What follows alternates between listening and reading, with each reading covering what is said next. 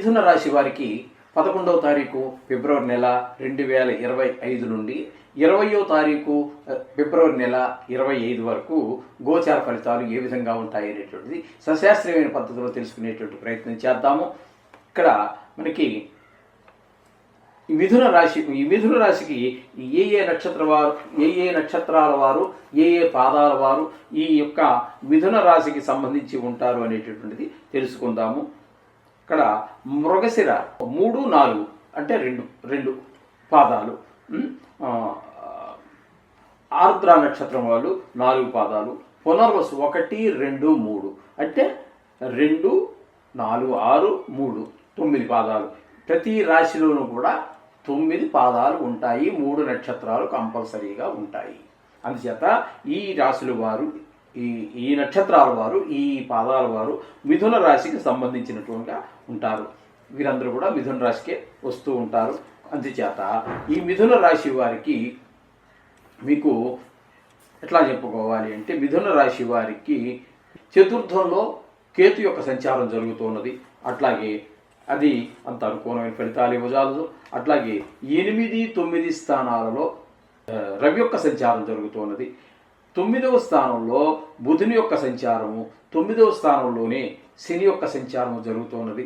అలాగే ఇక్కడ 10వ స్థానంలో శుక్ర, రాహు గ్రహాల యొక్క సంచారం జరుగుతున్నది. ఇకపోతే ఇక్కడ మీకు 10వ స్థానంలో గురువు, కుజుడు ఈ ఇద్దరి యొక్క సంచారం జరుగుతున్నదండి. ఈ అంటే వక్రగతి మూలంగా అన్నమాట కుజుడు. అంచేత 10వ స్థానంలో జరుగుతున్నది. ఇక్కడ ఈ రాశి వారికి అనుకూలమైన ఫలితాలు ఇచ్చేటటువంటిది ఏదైనా ఉన్నది అంటే అది ఒక్క శుక్రుడు మాత్రం మనకు అనుకూలమైనటువంటి ఫలితాలు ఇస్తూ ఉన్నారు. శుక్రుడు మాత్రం 9వ స్థానంలో మంచి ఫలితాలు ఇస్తారు ఆయన. ఇకపోతే కేతు అనుకూలమైన ఫలితాలు లేవు. రవి యొక్క సంచారం కూడా 8, 9లో శుభప్రదమైన ఫలితాలు ఉండవు. బుధుడు అనుకూలం లేదు, శని అనుకూలం లేదు. మొత్తంగా చెప్పాలంటే మిథున రాశి వారికి గట్టిగా చెప్పవలసి వస్తే ఒక్క శుక్రుడు మాత్రమే అనుకూలంగా ఉన్నట్టుగా మనకి సూచిస్తూ ఉన్నది. ఆ శుక్రుడు తప్పితే మిగతా గ్రహాలన్నీ కూడా కొంచెం ప్రతికూలంగానే ఉన్న కారణంగా మీరు తప్పకుండా ఎట్టి పరిస్థితులు రేపు చేద్దామని అని అనుకోవద్దండి. ఖచ్చితంగా నవగ్రహ ప్రార్థన చేసుకుంటూ ఉండండి. అయితే ఇక్కడ మిథున రాశి వారికి చతుర్థంలో ఉన్నప్పుడు కేతు వల్ల అనేక రకమైన అంటే మీకు ఇంటి సౌఖ్యం ఉండదు, ఏదైనా కొనాలనుకున్నారు ఇల్లు, స్థలమో, వాహనమో, ఇవన్నీ మిమ్మల్ని ఇబ్బందికి గురి చేస్తాయి కానీ ఆ పని పూర్తి కాదు. అట్లాగే రవి యొక్క 8, 9 స్థానాల్లో సంచారం వల్ల ఇవి కూడా మీకు అనుకూలమైన ఫలితాలు ఉండదు. భాగ్యం ఏది అని మీకు సుఖాలేవి అనుభవంలోకి రావు. 9వ స్థానంలో 8వ స్థానంలో ఒక 2 రోజులు సంచారం చేస్తున్నారు. ఆ 2 రోజుల్లో కొంచెం 8వ స్థానంలో రవి ఉన్న కారణంగా ఆరోగ్యపరమైనటువంటి విషయాల్లో కొంచెం ఎక్కువగా ఇబ్బంది పెట్టే అవకాశం ఉంటుంది. అలాగే మీకు భాగ్యస్థానంలో బుధుని యొక్క సంచారం కూడా అనుకూలమైనటువంటి ఫలితాలు ఇవ్వజాలదు. మీ యొక్క తెలివితేటలు ఎందుకు కొరగాకుండా పోతూ ఉంటాయి. శని భగవానుడు స్వక్షేత్రంలో ఉన్నప్పటికీ 9వ స్థానంలో ఆయన యొక్క ప్రభావం మీకు ఏ విధంగానూ అనుభవంలోకి రాదు. ఒక రకమైనటువంటి నైరాశ్యం ఆవహిస్తూ ఉంటుంది. అలాగే 10వ స్థానంలో రాహువు ఈ 10 రోజుల్లో ఆయన మీకు చేసేటటువంటి అంటే మీ ఉద్యోగంలో కొంచెం పైకి తీసుకెళ్ళినట్టు ఉంటాడు, మళ్ళీ కిందకి తొక్కేస్తూ ఉంటాడు. పైకి అనుకోకుండా మీరు ఊహించినట్టుగా పైకి వెళ్ళగలుగుతూ ఉంటారు, కిందకి రాగలుగుతూ ఉంటారు. అది మీకు తెలియదు. అది కూడా ఆ విధమైనటువంటి అప్ అండ్ డౌన్స్ అన్నీ జరుగుతూ ఉంటాయి. వృత్తిపరంగా కానీ లేకపోతే మీ వ్యాపార పరంగా, ఉద్యోగపరంగా ఏ చేసినప్పటికీ కూడా ఇబ్బందులు కలిగజేస్తూ ఉంటాడు. అక్కడ కొన్ని సందర్భాలు పైకి కూడా లేవతీస్తాడు.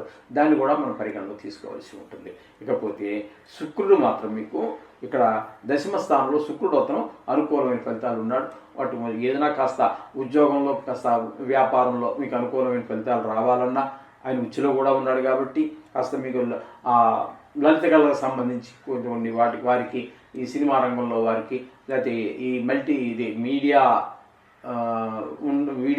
దీనిలో ఉన్నటువంటి వారికి, సోషల్ మీడియాలో ఉన్నటువంటి వారికి, ఇట్లాంటి వారికి కళాకారులు ఉంటారు కదండి, పల్లెటూరులో కూడా అనేక రకాల కళలు ఉంటాయి. వాళ్ళందరికీ కాస్త అనుకూలమైనటువంటి ప్రభావాలు చూపిస్తూ ఉంటాడు. ఆయన ఒక్కడు మిమ్మల్ని చాలా ఉత్సాహపరుస్తూ ఉంటాడు.